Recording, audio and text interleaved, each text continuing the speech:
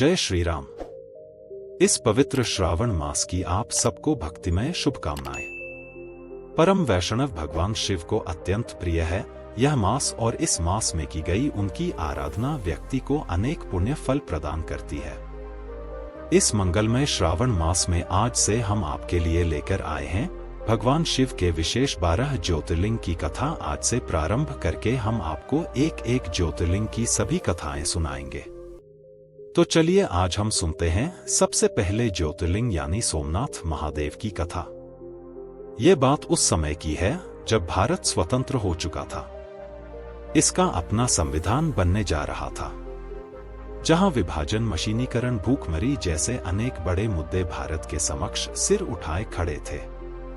उस समय में लौह पुरुष सरदार वल्लभ भाई पटेल ने यह घोषणा की कि इन सभी मुद्दों के बीच वह एक मंदिर का निर्माण करवाना चाहते हैं। प्राचीन समय में इस मंदिर का गर्भगृह पूर्णतः सोने से बना हुआ था और इसमें स्थापित 56 स्तंभ नीलम के बने हुए थे। यहां तक कि इसकी दीवारें भी सोने की थी और उनमें असली हीरे जड़े हुए थे।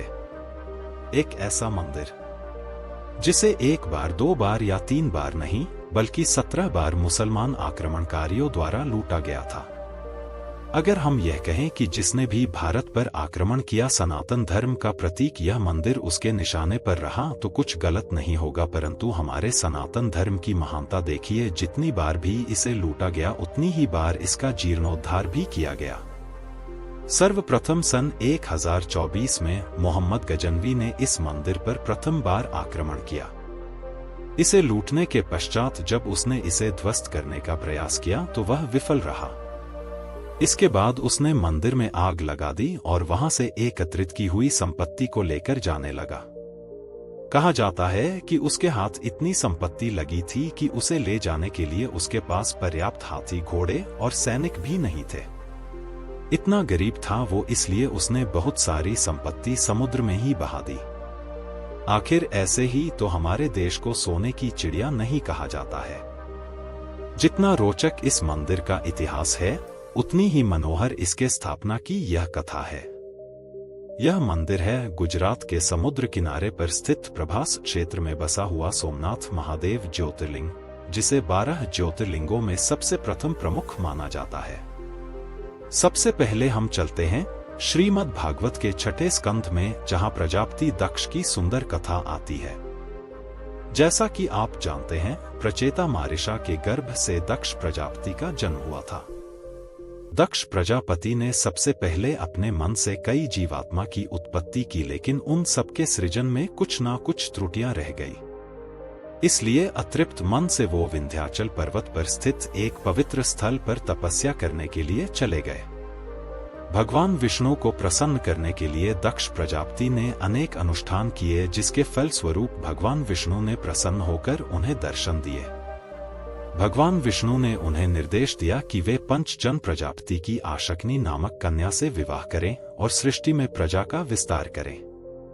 दक्ष प्रजापति ने ऐसा ही किया और आशकनी के गर्भ से 10,000 पुत्रों को जन्म दिया। दक्ष प्रजापति ने अपने इन पुत्रों को सृष्टि को आगे विस्तारित करने का आदेश दिया, लेकिन उससे पहले उन्होंने कहा कि उन सभी पुत्रों को कठोर तपस्या करनी चाहिए। अपने पिता के निर्देश को मानते हुए यह सभी 10,000 पुत्र तपस्या हेतु नारायण सर नामक तीर्थ स्थान पर चले गए। वहां उन्हें नारद मुनि मिले और नारद मुनि ने इन 10,000 बालकों को भगवत भक्ति का ज्ञान देकर इनका मन संसार से विरक्त करवा दिया।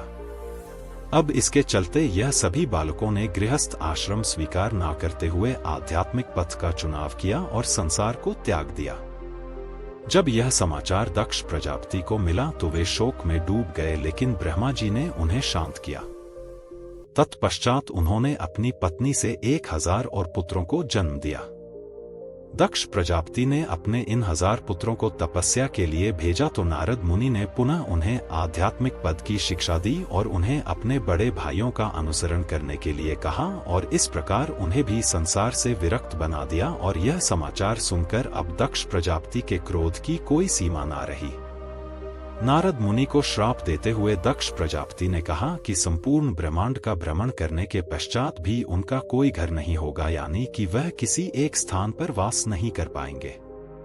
इसके पश्चात ब्रह्मा जी के आग्रह पर दक्ष ने अपनी पत्नी के गर्भ से 60 कन्याओं को जन्म दिया, जिन्हें नारद मुनि द्वारा वैराग्य के पथ पर ले जाने की कोई संभावना नहीं थी। योग्य अवस्था आने पर दक्ष ने इन 60 में से 10 पुत्रियों का विवाह यमराज से, 17 का कश्यप मुनि से, 27 का चंद्रदेव से और 2 का विवाह अंगिरा, कृशाश्वत और भूत से किया। इसके पश्चात सृष्टि की प्रजा में बढ़ोतरी होने लगी। अब एक समय क्या हुआ कि चंद्रमा की 26 पुत्रियां अपने पिता दक्ष प्रजापति से मिलने आई, लेकिन उनके मुखमंडल पर मुस्कुराहट के स्थान पर उदासी छाई थी। जब दक्ष प्रजापति ने अपनी पुत्रियों से पूछा तो उन्होंने बताया कि उनके पति चंद्रदेव रोहिणी से अधिक प्रेम करते हैं और बाकी 26 पत्नियों की उपेक्षा करते हैं। यह सब जानकर पहले तो दक्ष प्रजापति ने चंद्रदेव को प्रेम पूर्वक समझाने का प्रयास किया, लेकिन जब चंद्रदेव नहीं माने तो दक्ष प्रजापति ने उन्हें श्राप देते हुए कहा, हे सोम, तुमने मेरी प्रिय पुत्रियों को अप्रसन्न करके अपने विनाश को आमंत्रण दिया है। मैं तुम्हें श्राप देता हूँ कि तुम्हारे इस देह का क्षय हो जाएगा, जिसके ऊपर तुम्हें इतना अभिमान है, और तुम मृत्यु को प्राप्त करोगे। बस फिर क्या था, चंद्रदेव को मिले श्राप के कारण सृष्टि में हाहाकार मच गया। चंद्र देवराज इंद्र के पास जाकर अपने जीवन की रक्षा के लिए दुहाई मांगने लगे। देवराज इंद्र उन्हें ब्रह्मा जी के पास ले गए, जिन्होंने सारी स्थिति का विश्लेषण करने के बाद कहा कि हे सोम, तुमने निश्चित ही बहुत बड़ी भूल की है, जिसके फल स्वरूप ही तुम्हें यह भयंकर श्राप मिला है।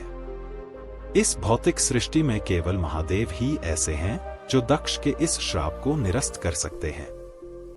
तुम्हें उनका ही आश्रय लेना चाहिए। तुरंत प्रभास क्षेत्र के लिए प्रस्थान करो और वहां समुद्र के तट पर एक शिवलिंग की स्थापना करके उसकी पूजा अर्चना करो। यदि महादेव तुमसे प्रसन्न हो गए तो तुम्हारा यह संकट टल सकता है। ब्रह्मा जी की बात सुनकर चंद्र सहित सभी देवता सौराष्ट्र की ओर निकल पड़े। वहां पहुंचकर उन्होंने एक पार्थिव शिवलिंग की स्थापना की और चंद्रदेव घोर तपस्या में लिप्त हो गए। चंद्रदेव ने उस स्थान पर महामृत्युंजय मंत्र के 10 करोड़ बार जाप किए। उनकी तपस्या से प्रसन्न होकर महादेव ने उन्हें दर्शन दिए और वर मांगने के लिए कहा। इस पर चंद्रदेव कहे, हे भोलेनाथ, जिसे आपका दर्शन प्राप्त हो जाए उसके लिए सृष्टि में कुछ भी प्राप्त करने योग्य नहीं रह जाता। लेकिन मुझसे एक भूल हो गई है। मैंने दक्ष प्रजापति तथा उनकी पुत्रियों के प्रति बड़ा अपराध किया है, जिसके फल स्वरूप मेरे ससुर दक्ष प्रजापति ने मुझे निरंतर क्षय होकर मृत्यु को प्राप्त होने का श्राप दिया है। मैं अपनी भूल पूर्णतया स्वीकार करता हूं, किंतु हे महादेव, कृपया मुझे इस क्षय रोग से अभय प्रदान करते हुए इस अभिशाप से मुक्त करें। मैं ऐसी भूल पुनः नहीं करूंगा। चंद्रदेव की विनती सुनकर महादेव ने कहा, हे सोम, दक्ष के अभिशाप को पूर्णतः निरस्त करना संभव नहीं है, लेकिन हाँ, इसमें कुछ बदलाव अवश्य हो सकते हैं। शिव जी की यह बात सुनकर चंद्रदेव निराश हो गए। उन्हें इस प्रकार देखकर भगवान शिव मुस्कुराए और उन्होंने आकाश में लगे हुए चंद्र को तोड़कर अपनी जटा पर धारण कर लिया। अब चंद्र शिव जी के मस्तक पर शोभायमान हो रहे थे। उनका दिव्य तेज और कांति पुनः लौट आए थे और उसी दिन से शिव जी चंद्रशेखर के नाम से भी जाने गए, अर्थात जिन्होंने अपने मस्तक पर चंद्र का मुकुट धारण किया है। चंद्रदेव को आश्वस्त करते हुए भगवान शिव ने कहा, हे चंद्रदेव, मैं तुम्हें आशीर्वाद देता हूँ कि कृष्ण पक्ष में प्रतिदिन तुम्हारा क्षय होगा, लेकिन शुक्ल पक्ष में प्रतिदिन तुम्हारी देह पुनः अस्तित्व में आएगी और तुम पूर्व के समान ही सुंदर और तेजोमय बनते जाओगे। क्योंकि तुमने महामृत्युंजय मंत्र का जाप किया है, इसलिए तुम्हारी मृत्यु नहीं होगी। यदि तुम्हारी कोई और इच्छा है तो मैं उसे भी पूर्ण कर सकता हूँ। भगवान शिव का आभार प्रकट करते हुए उन्होंने उनसे विनती की कि हे महादेव, जिस प्रकार आपने मेरे क्षय रोग का निवारण किया, उसी प्रकार आप यहाँ विराजमान रहकर सृष्टि के अन्य जीवों का भी कल्याण करें। यही मेरी अंतिम इच्छा है। चंद्रदेव की यह विनती सुनकर महादेव ज्योतिर्लिंग के रूप में प्रभास क्षेत्र के समुद्र तट पर विराजमान हो गए। क्योंकि चंद्रदेव ने उनकी आराधना की थी, इसलिए उनका नाम सोमनाथ ज्योतिर्लिंग पड़ा। इस स्थान पर सर्वप्रथम मंदिर की स्थापना भी चंद्रदेव ने स्वयं करवाई थी और वह मंदिर संपूर्ण रूप से सुवर्ण का बना हुआ था। हमारे वैदिक धर्म के 12 प्रमुख ज्योतिर्लिंगों में से यह प्रथम ज्योतिर्लिंग है। नैमिषारण्य में एकत्रित हुए शौनक आदि ऋषियों को सोमनाथ महादेव का महिमा मंडल करते हुए गोस्वामी जी बताते हैं कि सोमनाथ महादेव प्रथम ज्योतिर्लिंग है जो कि चंद्रमा के क्षय रोग को दूर करने के लिए प्रकट हुए थे। जो कोई भी व्यक्ति सोमनाथ महादेव की श्रद्धा से पूजा करता है, प्रार्थना करता है, तो उसे क्षय रोग अथवा कुष्ठ रोग कभी भी प्रभावित नहीं करते हैं। अश्व युज पूर्णिमा यानी कि अश्विन मास की पूर्णिमा, जिसे हम शरद पूर्णिमा के नाम से भी जानते हैं, वो दिन भगवान शिव की उपासना के लिए सर्वोत्तम बताया गया है। इस दिन चंद्रदेव भगवान शिव की उपासना करने के लिए पृथ्वी के सबसे नजदीक आते हैं और यही वह दिन है जब चंद्र अपनी पूर्ण कला और ऐश्वर्य प्रकट करता है।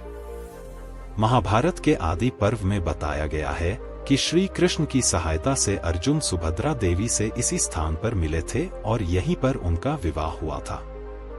तो यह थी श्रावण मास के उपलक्ष्य में सर्वप्रथम ज्योतिर्लिंग सोमनाथ महादेव की कथा।